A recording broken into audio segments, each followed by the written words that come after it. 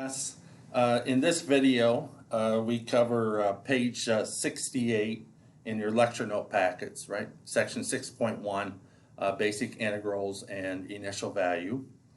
And so this is the first of the material for exam 3. For exam 1 and exam 2, exam 1 and exam 2 cover differentiation of functions. In this section, so chapter 6, we're learning the anti-differentiation of functions. So let me just give you a brief overview of what we're doing in this section. From material from exam 1 and exam 2, right? You know that given a function f of x, if we differentiate that, we have f prime of x. And if we differentiate f prime of x, we get f double prime of x, right? So given a function f of x, we know how to find its derivative, f prime of x. And given the derivative f prime of x, we know how to find f double prime of x. Anti-differentiation is going in reverse. You're given f double prime of x, and we're going to figure out what f prime of x is. And then once we know what f prime of x is, we can figure out what f of x is by anti-differentiation. So anti-differentiation, we're just going in the reverse of differentiation. At the top of page 68, right, we have the definition of the antiderivative in the rectangle. So we've got some fill in the blank in the rectangle. I don't have it all filled out here on, all written up here on the board, just the part that we need to fill in. So the first sentence says, a function, fill in the blank, a function capital F of x is the antiderivative of little f of x if capital F prime of x, derivative big F of x, is equal to little f of x. So if the derivative of big F of x is equal to little f of x, then big F of x is the antiderivative of little f of x. The process, continuing on, the process of finding antiderivatives is called antidifferentiation or integration, and is denoted by the integral sign. Well, the integral sign is like this, it looks like a stretched out S, okay? That's what the integral sign looks like. And what this says here is we're going to take the antiderivative of the function f of x with respect to the variable x, okay? Just like we have to differentiate a function with respect to a variable, we have to anti-differentiate a function with respect to a variable. And so we're anti-differentiating. This says take the antiderivative of the function little f of x with respect to the variable x. The f of x is called the integrand inside the integral, and the dx just tells us with respect to what variable find the antiderivative. And since big f of x is the antiderivative of little f of x, the antiderivative of little f of x dx is equal to big f of x. And to that we can add any constant, because you know the derivative of a constant is 0. So when we differentiate the right-hand side, we better get little f of x. Well, the derivative of big f of x is little f of x, and the derivative of a constant c is 0. So every antiderivative will have this constant of integration c, because the derivative of a constant is 0. Okay? So most functions we can find an antiderivative to within an unknown constant c. Okay? So in the problems down below, it says determine that big F of x is the antiderivative of little f of x. So let's look at those examples.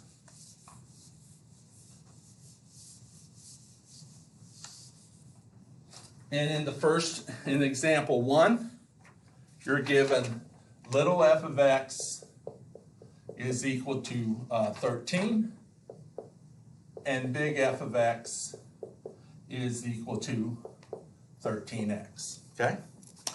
And the answer to this is yes, big F of x is the antiderivative of little f of x.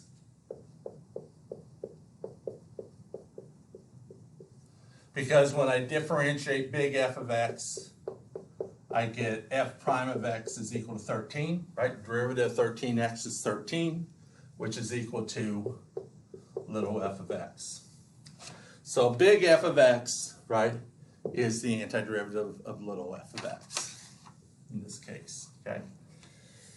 In example 2, little f of x is equal to 2x, and big f of x is equal to x squared.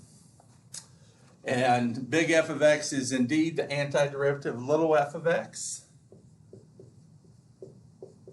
because when I differentiate big f of x,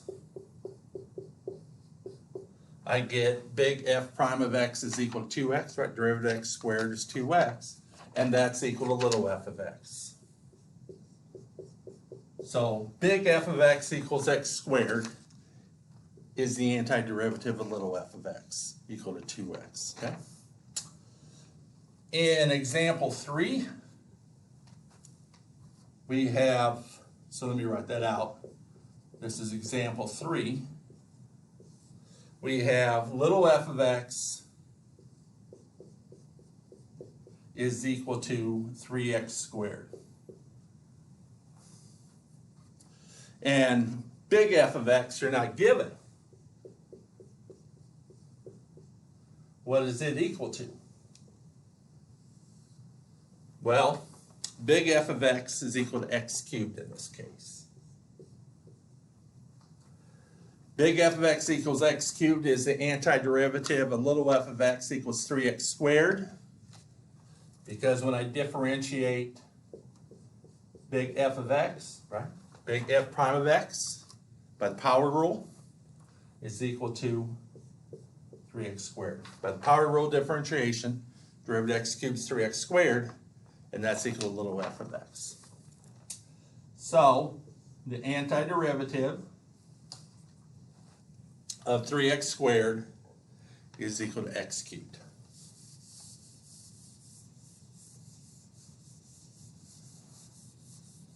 In example 4, we have f of x, little f of x is equal to 1.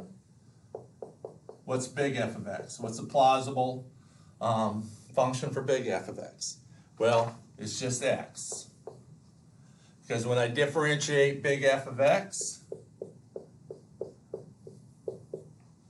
big F prime of x, the derivative of f of x is just equal to 1. Right? Derivative of x is just equal to 1, which is equal to little f of x.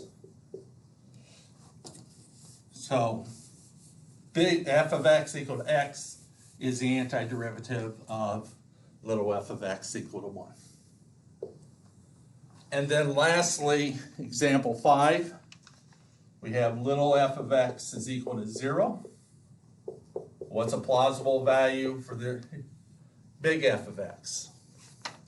Well, turns out big F of x can be any constant, any real number. So we'll just put C to represent any real number, right? Any constant.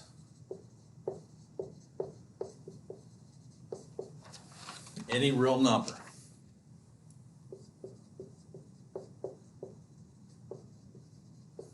Is the antiderivative of little f of x, okay? So, how do I prove that? Derivative of big F of x is big F prime of x, and the derivative of any constant is 0. And 0 is what little f of x is equal to.